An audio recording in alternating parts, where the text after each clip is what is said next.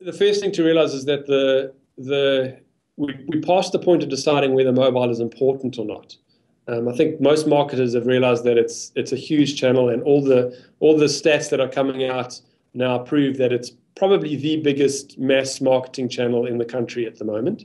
You have the most opportunity to speak to individuals across all sorts of demographics through mobile. The question then has changed from do we use mobile to how do we use it, how do we find success in it, and that's sort of where my talk at the DMX conference focused. Part of the complexity with mobile is the number of conversations that are happening around it. So a lot of people are talking about the technology or the platforms, or how do we build backends to support mobile that's different to traditional legacy systems. So these are all conversations. And then what is mobile as a channel? How do we use it for advertising or marketing?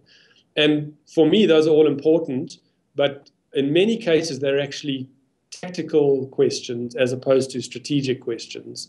And the answers are different depending on the application in the end. What I like to do is actually distill it down to two key concepts that I think are so important that we get our heads around. The first is mobile maturity, and the second is what we call mobile moments. And mobile maturity is just understanding clearly that both our market as well as our businesses are maturing in the understanding of mobile. And as they mature, their appetite and their expectations change. And we need to know not where they might be, but where they are now if we want to create a successful strategy for now. And then so we use a model called the mobile maturity model that explains a little bit of how this maturity happens. At the moment, as much as the smartphone growth is happening in the country and people are becoming more familiar with downloading apps, it's still a market that is predominantly in the communication space. So the most popular app is WhatsApp. Social apps like Facebook and Twitter are right up there as well.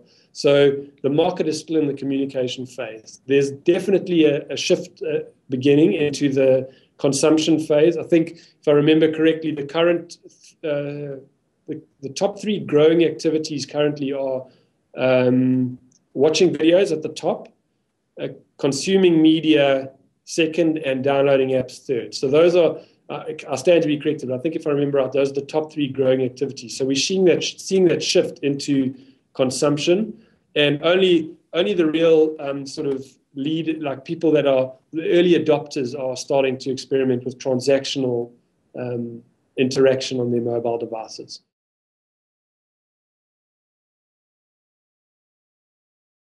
When it comes to omnichannel, I think part of the difficulty that people are having, I think everyone's getting frustrated with hearing it. It's becoming a little bit cliched in a sense, or becoming a bit jargony in the marketing space.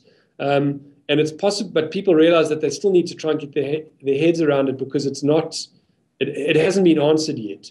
And I think a lot of the problem is that I see omnichannel as almost an extension of multi-channel, in that it's still a very, very much an inside-out approach.